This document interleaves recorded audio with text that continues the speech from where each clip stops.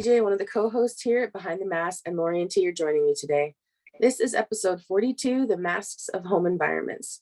Just a friendly reminder that anything discussed in this podcast is not to be used as a diagnosis or a replacement for conversations with your own doctors, therapists, psychologists, or other medical professionals. Today we're talking about home environments. We talked about our personalities a few episodes ago, and this is kind of going along with that. What it's like living at home with different personality types. Roommates have this, families deal with this, spouses deal with this. So this is just kind of a great overview of kind of what we're going to talk about today and just how we deal with it, how things can make us struggle or not struggle. We're going to talk a little bit about what the pandemic did and just, how we can improve or, so let's just get started. Anybody want to start and got any thoughts? When we were even thinking about, doing this home environments, it really brought up that show, The Odd Couple in my head, definitely need the comedic relief sometimes because, but EJ, you had introduced me to a newer version on Netflix, was it? I think it was Netflix. No, it was no. Paramount, yes. And who is in that again? Remind me of the two men actors. Do you remember their names? Matthew Perry is one of them. I cannot remember the name of the other guy. Yeah. They cracked me up. Like, I was like, and you and I laughed because we were like, oh, wow, that's you and I often. Yes, so when I think about it, I really thought about that as we were getting ready for this episode.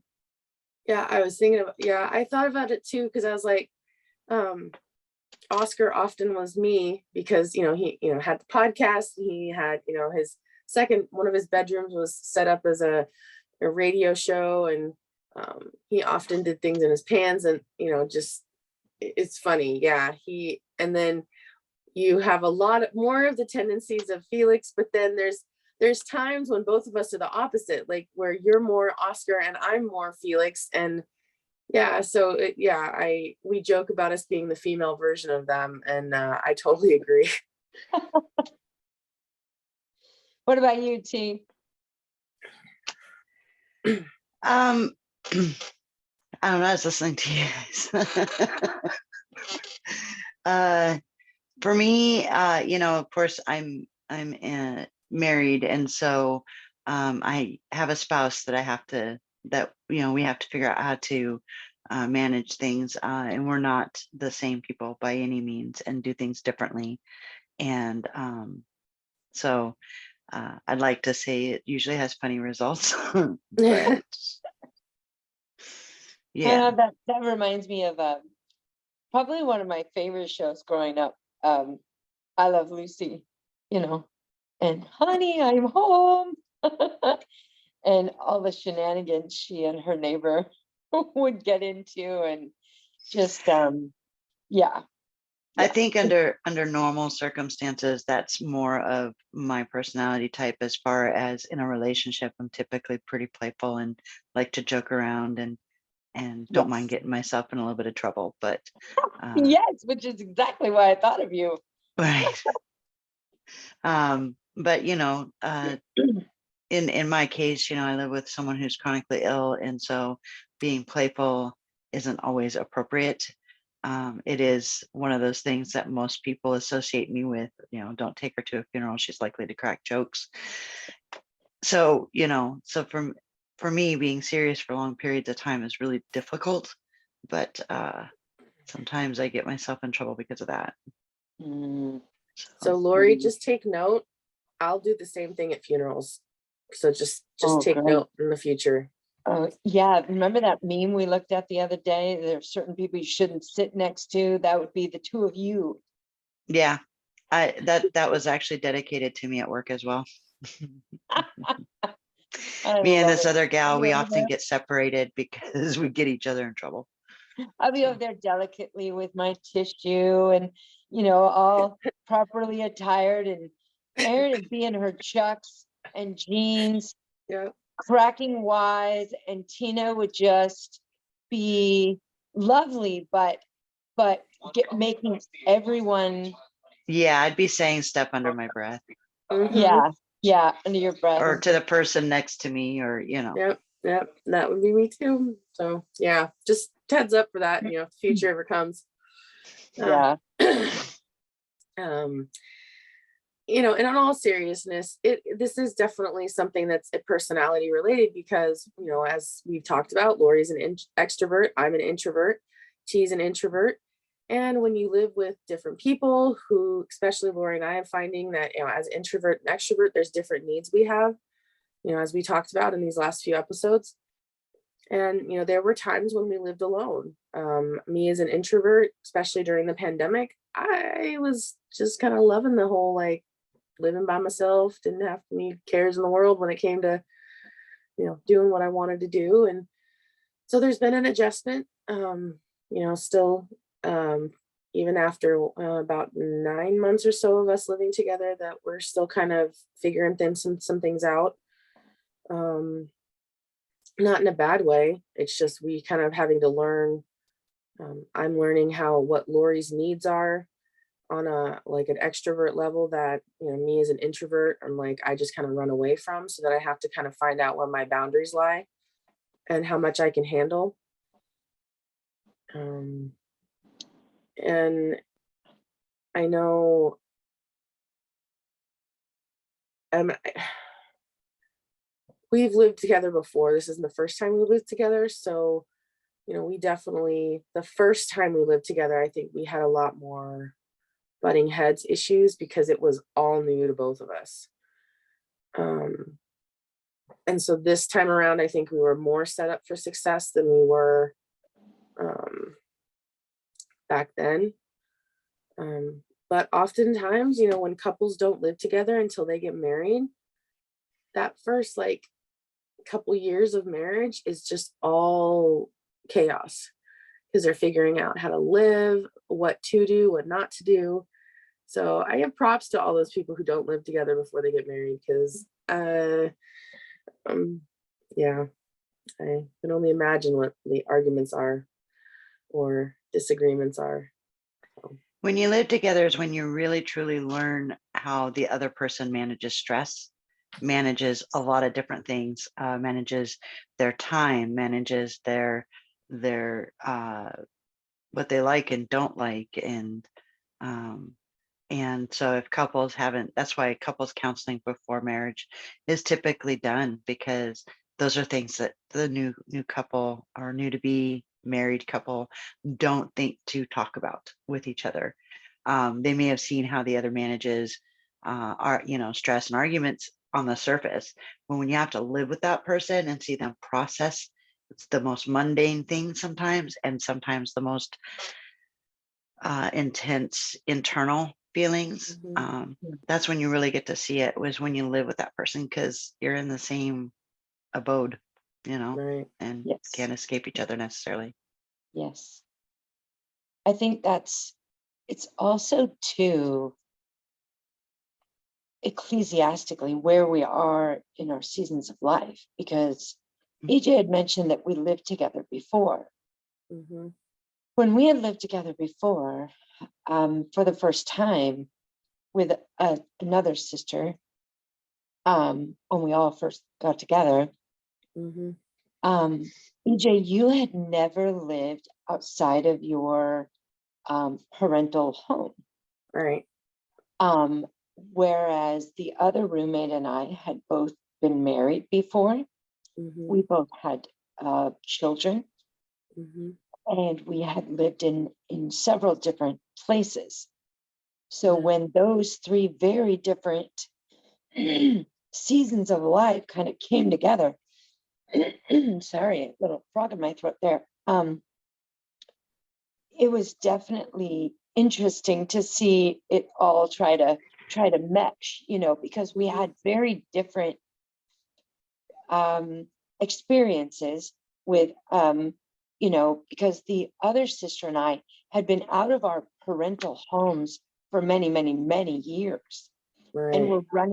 we're running our own homes with children in them and all of that. And then those children had grown up. So just the attitudes and the life experience coming into living together was very, very, very different. And the other thing too, at that time, Lori, you were coming out of a very chaotic situation yourself from here in another roommate situation. And Yes.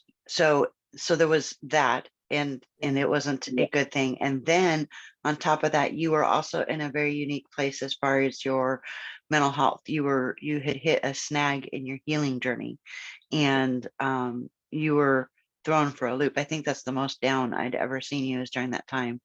And then you were yes, you were used to being in new places, but you were in a new location. You had never, as far as I know, never lived over on that side of the state.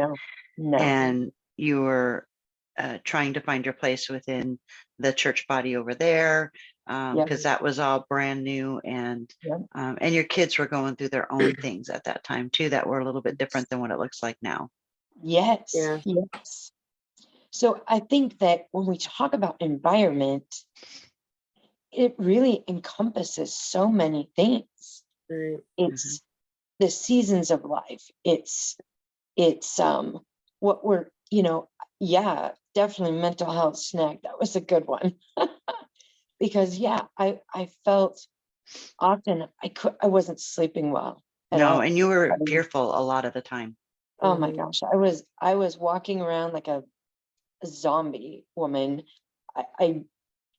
I couldn't focus on things, and I was all over the place. So and yet trying to keep it all under control like I normally do, and so I'd have these sporadic moments where, I'm like, she looks fine, she's cruising along, and then and I was so not cruising along, so I'm sure that you took a little bit of baggage from that roommating situation you were here, that you were in this area with you when you went with EJ and the other roommate. I remember seeing it. I mean, I remember watching that, and it didn't take you long to, like, for the Lori I know to kind of come back to surface when you got there. Like, there was you needed that change because you were very fearful when you were here. You were scared a lot. I was. It just wasn't a good time in life. So I definitely remember that. Overtaken. And I feel like, we also, living as roommates, had to navigate quite a few levels of our relationship too, because I had become her caregiver. Yes. I was also going to church with her. We were both in the singles ministry. We were friends. We were roommates, caregiver, client. I mean, there's people still today that call her my other half, or we're two T's in a pod, because we literally, we were attached at the hip in that time, because whenever we were anyone always sees together. One of us, they wonder where the other one is. Yes. And it's even happening here where we are now. And I've only been here like 9 months. They're like, where's your other half? Where's Lori? I was like, but I think that's cool too. Like, that people recognize that we have a relationship that's pretty constantly together. And yes, now I'm back, here as her caregiver. Things didn't pan out with some other caregivers, and my life situation changed. And so this opportunity came up, and it was like God's timing. He had a plan that he's like, I'm going to get her over here, and it worked out. And I'm grateful for, having a landing spot that, we could kind of slide into some of that. And there's still some, transitioning we're still doing. And, but yeah, I could definitely see when I'd say that first month was really like the hardest, when we first lived together, because you were sick moving in. You had COVID. Oh yeah, when I moved in here this last time. Yeah, I meant the first time we moved in together. Oh, okay. Because we moved in kind of in a hurry, and then we had some issues with our apartment. And oh yeah, that wasn't the first place you landed over there, Lori. I No, remember that now. You had some other roommate situations over there because Yeah. you had your health had gotten bad enough that you couldn't be on your own, and so trying Right. to move and Yeah. yeah, that's right. That's Yeah, I was right. actually living with my eldest son in the Yeah. very beginning, and I had multiple different caregivers in and Right. out of our home, and so there was a whole mess with all of that, Right. you know. But it Yeah. seems that things turned around and started getting more positive for you about the time you landed with EJ over Yes, there. I do remember yes, that. Right. I yes. do remember that. So, yeah, I mean, and I fully support like friends and stuff living together. I wouldn't say counseling right away, but I definitely would say it's something you have to count the cost in. Are you willing to live with somebody again? Because for me, I had to count the cost of, okay, I've been living by myself. I had an entire space to myself. I could decorate it how I want. I could leave things where I wanted. I could have my piles until I was ready to sort them out like a bee does. Um, and I had to count the cost. I'm like, is all of this stuff that I do, am I willing to kind of give some of that up or modify it to live with another person? And so I was like, okay, I can do this. And Lori had to do the same thing. She was opening up her space that she'd had for some time by herself to another person again, even though she knew me and I knew her. So we weren't strangers to each other, but still, like, and often, unfortunately, there are times when roommates separate and the friendship goes with it because of some conflict or a money issue or something that happened. And I'm grateful that thus far we've had enough uh, God in our life and enough spiritual advisors and people in our life to kind of help us um, navigate some of those conflicts to where we're not ready to walk out the door. um, but I also feel like it took us a long time to become ourselves too. And now that we're ourselves and we each know ourselves a little more, we can go into this a lot clearer picture as to what we can bring to the table. Yes, yes. And I think we're both, I would say we're both stronger in our abilities and healthiness to set boundaries, Right. to communicate better, I know we're kind of moving naturally into what we, consider our next segment, if you will. Communication is probably the biggest key Right. that helps us be successful at it. So communication, what is that? Yeah. I know specifically for EJ and myself, we have check-ins. Yeah. We Sunday nights we go over the calendar for the week. We Right. try to put any desires or expectations for the week out there, and then that's not the only time we communicate about the week, but we try to Right. set ourselves up for success, if you will, Yeah. for the upcoming week. And then we do check-ins with each other. If one of us is picking up on the vibes that the other's not having a good day, something's going on, we really intentionally check in with each other. How are you doing? Is there anything I can do to help? Right.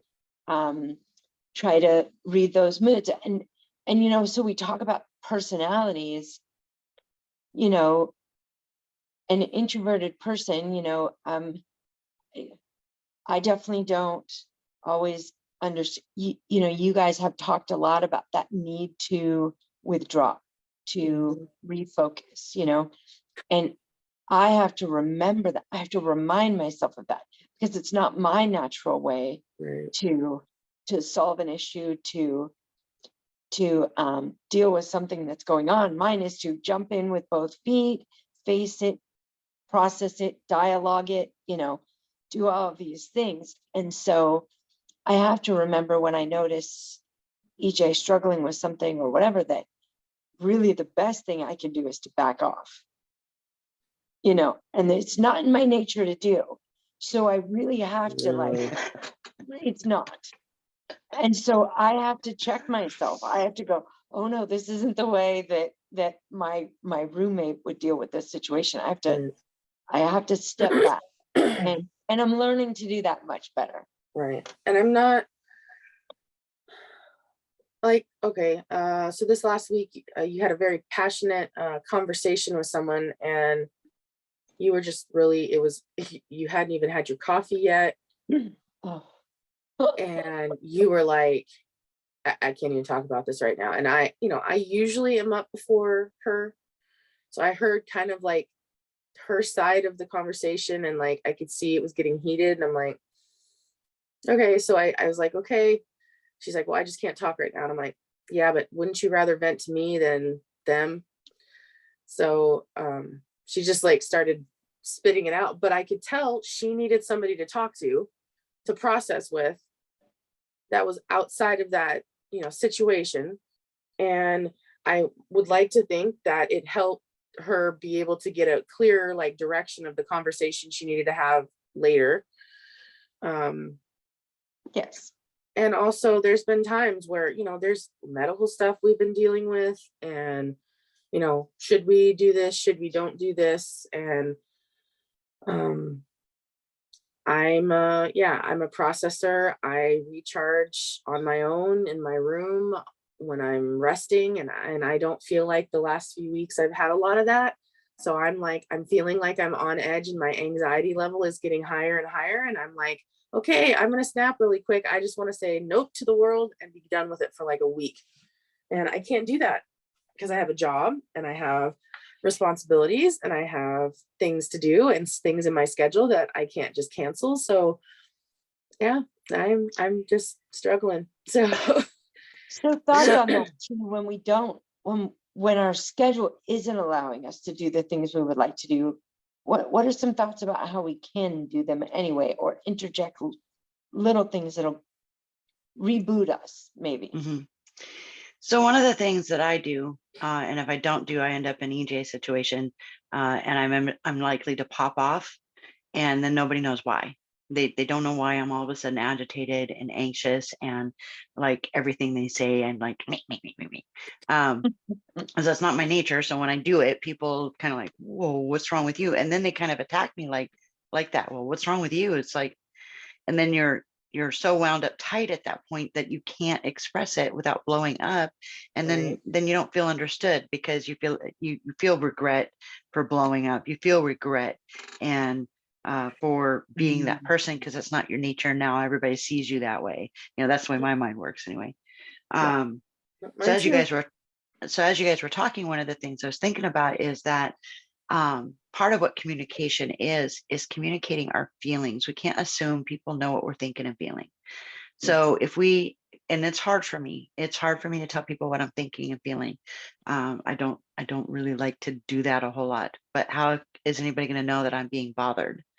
But I assume I don't want anybody to feel like they're bothering me, so I'm trying to protect them. Then I end up blowing up all over them anyway. So the key is to kind of communicate a need, to be able to state that need, and have trust that the other person cares about your needs too, and will do their best to meet you where you're at if they can, with the knowledge that nobody's perfect, and we're not going to hit it straight out of the ballpark right off the bat. So like when EJ, you're going to be more like me on that. You're going to be like not wanting to put that out there necessarily, and then all of a sudden you're kind of being like, right? Right. And then Lori's kind of like, where the hell's that coming from? I think she's had a few of those recently. Right. But if you could say, look, I notice that I'm feeling agitated, and this is what I typically will like to do, is let people know, like, I know I'm agitated. I'm not mad at you, not mad at anything in particular. I just noticed I'm feeling pretty anxious. So my responses right now aren't going to be real on the ball. So just, what I could use is a little bit of space or a little bit of this. So we have to communicate our needs, and not only where we're at right now, but what we need to fix it. And that's where roommates and couples and stuff like that, that's that's the communication they need to be able to learn, is not only to be able to say our needs, but able to hear the other person's needs and not take it personally. That is something that sometimes when you guys start butting heads, usually that's what I'm seeing, is someone's took something personally, they're still on that, and the other person didn't know and kept going. Yes. But when you guys have had a chance to pause and go, oh, okay, I see what happened there.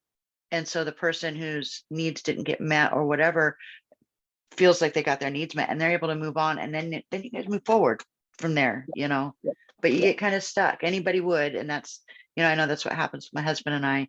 If we get stuck, that's because someone had a need, the other person kept going and didn't recognize that a need was being expressed. So, and that's usually how it gets fixed. Spot on, T. I like that. And we've had some situations like that. And, you know, like even today, there's, you know, something going on that I'm like, I don't want to put another thing in my calendar. Like, I just want to shut the world out. And I'm like, I know the feeling. And I also know that it's not healthy to do that either. Right. So it's like my logical brain is like, no, you can't do that. And so then the other side of me wants to say, okay, just keep pushing on and you'll just deal with it later. Unfortunately, I don't always deal with it later. It just festers. Or you do, but it's not at a good time. Right. You know, and we talked, gosh, I think it was this week, and, you know, sharing a need. And I was just saying, you know, as I'm transitioning into more of a, my other job versus being a caregiver, the times of certain things we're doing during the week is not quite aligning with our current schedule as we have it. And I was sharing with Lori, I was like, we may have to consider doing this. It's gym, going to the gym later in the day or different days than we're currently going because of this need. And I was like, we don't have to figure it out right now, but we do need to start consider looking at the calendar, because we're kind of gym buddies. We try to go at the same time to encourage each other, which, you know, her going will make, you know, encourage me to go and vice versa. So we don't want to make it where, well, you go that day and I'll go this day or whatever, you know, whenever it fits in, because then one of us is going to eventually just not go. And we don't want that. So we're just trying to have to figure out, like, okay, we may have to relook at the calendar next week and say, okay, is this actually going to fit in? And, you know, and I have to talk with my business partner too and see like what the needs are and like when he's going to need me, because if he needs me every day during the week, then I may have to look at going to the gym in the evenings and, you know, not when we've been going. So yeah, so there's just all that. And I was glad I was able to share that need with her and let her process it. Because I feel like sometimes when I come to her, I don't want to sound like I'm just saying we have to do this, but sometimes I have to, like, I don't know how to say it. And when I don't know how to say it, I'm afraid to say it at all, because I'm like, well, it's not going to come across right, so I don't do it. So yeah, there's a lot of that, at least on my end. That's how I'm feeling. Like, I don't want to make her struggle or freak out or worry that it's not going to happen. But I also know, like, eventually we're not going to be caregiver client. So there's going to be less like time together. So I want to make the time that we do have together more connected and more on top of it, because I want to make sure we still have time for each other, if that makes sense. No, it does. I was thinking probably a really important, healthy thing with all of this communication is reminding ourselves and remembering that relationships change, even good ones. Yeah. And we have to be flexible, and we have to be grace-filled and merciful. And we have to embrace that change, because when we don't embrace the change, when we are not flexible, when we are kind of stuck, as T had mentioned earlier, that's when the problems come. That's when the situations can get out of control, and that's how roommates part and you know, don't talk anymore after that and do those things, you know. But I think realizing that change is going to happen. You know, my health has been changing, which is then changing our work relationship because you're a caregiver and I need you less, you know, I need Greg less. You know, there's all of these things going on in our life that that just are, we have a lot of change coming up. Yeah. And it's not bad change, it's good change, but it's still change and it's disruptive and So I think yeah. I think within any relationship, regardless if it's in our home or not, but especially if it's in our home, we have roles. Yes. But sometimes things happen in life that change what our roles is. Sometimes in a case of where there's in a marriage, the head of the household, the working spouse gets hurt, can't work and do the same wage earning income. And then so they may have to take the role of caring for the home while the previously homemaker has to go get the job. Yes. So yeah, Yeah. and then those things happen and we don't realize that's what it is we're trying to do. So a lot of miscommunication can happen in that, and resentment, You know, because and we have culturally and socially, which I know we're going to be talking about in this next future episode, but there are stereotypes and there are cultural expectations with gender and with race and all of these things that say, this is your role. You need to be in this role, fit this role, you know, and that may not be who you are, where your skill set is, where you're environmentally able, physically able, mentally able to fill that role the way society thinks you should fill it. And my eldest and his wife are currently looking at some different options, if you will, in their life. And, you know, as a husband and wife, and looking at switching up their roles. So I'm glad that you brought that up, because it is very important that but roles can change. That's what I mean. We have to be flexible. We have to be, we have to embrace that change when it comes. Otherwise, we're going to drown, or we're going to drown each other, you know? Yeah. So, yeah, I think that's, I'm really glad T brought that up. Yeah. You know, and definitely being, for me as an only child, you know, there were a lot of pressures on me, not in a bad way, but just, I didn't have an older sibling to lean on for help with things. I didn't have a younger sibling to take some of the burden off. Not that my parents were a burden when I was taking care of them, but there was definitely a time where I was like, I could really use an extra set of hands and somebody in the family. Not that we didn't have people around, because we did, but they weren't biological family, you know. And I know there's, you know, that's beside the point. But yeah, it was just definitely a lot of change then. And then, you know, the transitions definitely, especially for me, I don't do change well, so it takes me a little more time to adjust. Like, I think it took me like 3 or 4 months to really adjust to living here, this most recent time. But I made it work, and, you know, we've worked through a lot of the stuff that I was concerned about. And yeah, so I just feel like that's a start. And I think if you're willing to start somewhere, you're already halfway there, because it's when you don't want to work on it and you just want to keep doing the same thing over and over again, that's when conflicts continue to happen. Because you're not willing to work on it. You're not willing to talk about it. You're not willing to be motivated to do anything that would improve the situation. T, go for it. I was just thinking that one of the things that I have I have available for my clients is a worksheet called Fair Fighting Rules.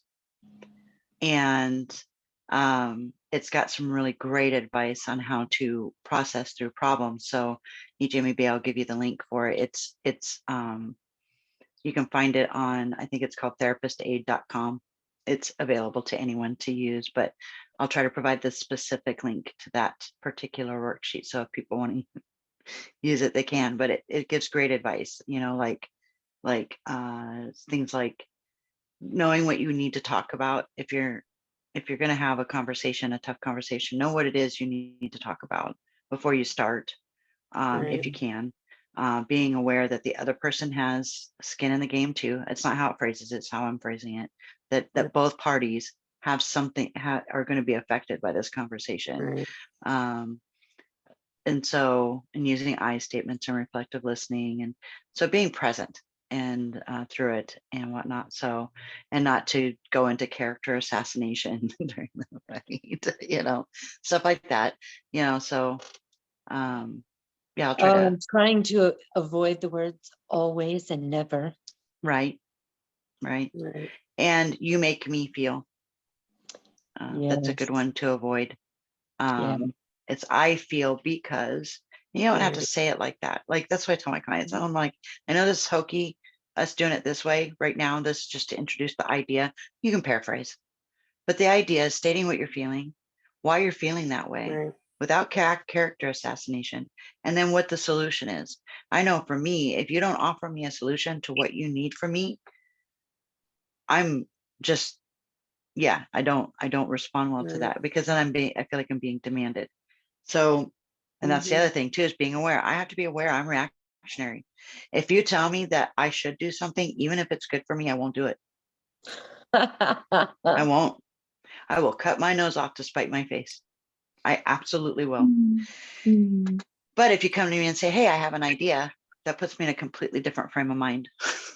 And I'm willing to listen.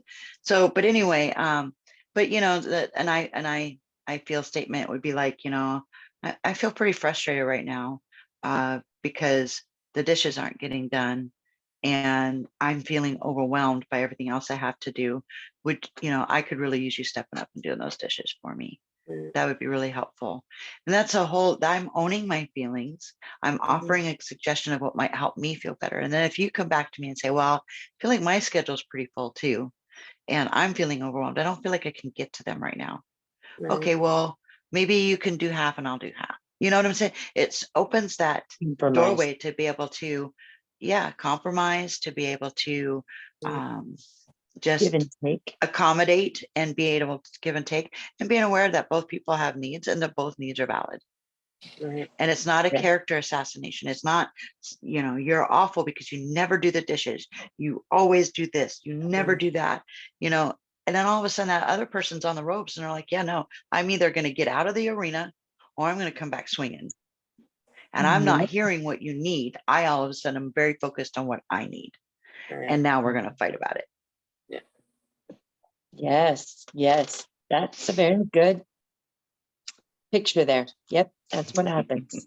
So I feel like we've given some great solutions. We've talked about, the fact that we have to embrace change, that we have to, use a lot of grace and patience and mercy with one another and ourselves, I think too, another thing, one of the biggest things I've been learning in this journey is that if I don't listen to my own body and my own needs, it makes it very difficult to be able to engage and listen and hear and respond appropriately with other people. So if I'm not engaging in self-care, if I'm not putting my own oxygen mask on, if I'm not setting myself up for success with sleep hygiene and, giving myself journaling times. I was just talking with my counselor yesterday. He's like, I'm really proud of you for sitting down and doing the calendar, like we had suggested that you do, because with my newfound healthy energy, I've been committing, probably overcommitting, not even probably, I Not am you. overcommitting. Yeah, not me, right? Oh yeah. No. Oh Um, yes. but you know, Which then sometimes overcommits the roommate. yes, yes. So I've definitely been overcommitting. So I was challenged to sit down with the calendar, and he goes, kudos to you for doing the calendar. And I'm not trying to be, too negative here, but did you think to put any self-care in the calendar? Because you need to. And I went, oh gosh, I have to put that in there too. He goes, Laura, if you don't put it in, it's not going to happen. And I was like, oh my gosh, So now I have to go back to the calendar and maybe reevaluate some of those things. And he reminded me yesterday, it's not that the things that are in your calendar are not good things. Most of them are, but maybe you can't do them all right now. So I just feel like a huge piece of this environment and living in it and breathing in it and successfully engaging in it is when we understand ourselves and when we do love ourselves and give ourselves the time that we need, because when we do that, then we can do all these other things so much better. Yeah, and I really appreciate that. I also appreciate like our calendar, like because we have a shared calendar. We created a Google Calendar for both of us. All of our meetings, appointments, scheduled times for certain things go into it. And I usually am the one that putting it in there because I can do it the quickest. And so I'll put like EJ meeting with so and so, and then the time and the date, and or Lori, if she has an appointment, I'll say Lori, and then the type of appointment, and then the time. Even if I'm not taking her to it, just so we know where each other is at. And I think it's super helpful. As like Lori said, we go through our calendar, usually Sunday nights for the week, and then like most nights at the end of the night, before we go to bed, we'll check in again. What are we doing tomorrow? How many things do we have to do? What can we do? Do we need to do this? So I really think it's an important time. And I think that really helps. And I know a lot of people are private. I know a lot of people don't like sharing some of that personal information, and they don't want people to know when they're going to the doctor or what they're doing. But if you're living with someone, you're already going to be sharing a life with them. So you should probably share when you go to the doctor, and be willing to maybe, put some of that information in the shared calendar, so then you guys can kind of have one place to go and say, oh, well, it wasn't in here. Because Lori and I have had that. I'll say, well, I have this appointment. She's like, well, it's not in this calendar. I'm like, okay, well, I probably forgot to put it in. Not on purpose, but it just wasn't there. And I think that's been a huge help this time around. Yeah, I agree.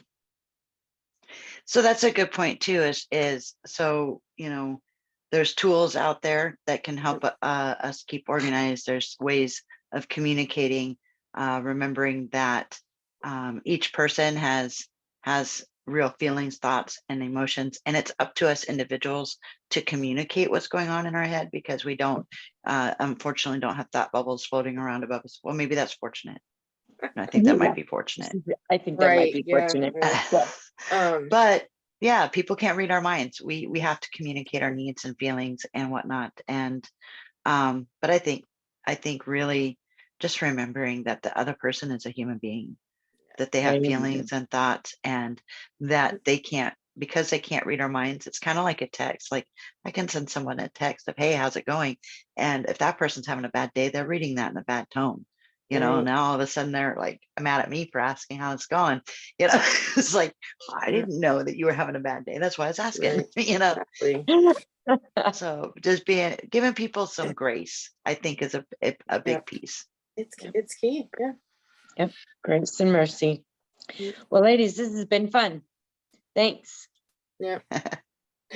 Just a friendly reminder that anything discussed in this podcast is not to be used as a diagnosis or replacement for conversations with your own doctors, therapists, psychologists, or other medical professionals. This episode is on YouTube and most major podcast platforms. If you're not a subscriber, we'd love for you to be one, so don't forget to like and click the subscribe button. on YouTube to keep up with our upcoming episodes. We're on Facebook, Instagram, Twitter as Behind the Mask PC. You can also email feedback or future episode ideas to us at behindthemaskpc@gmail.com. To find us, EJ, Lori, and T online, links for us will be in the description box of this episode, and any links we mention will also be there. And on behalf of the ladies and myself, thanks for listening, and we'll talk to you next time. Bye.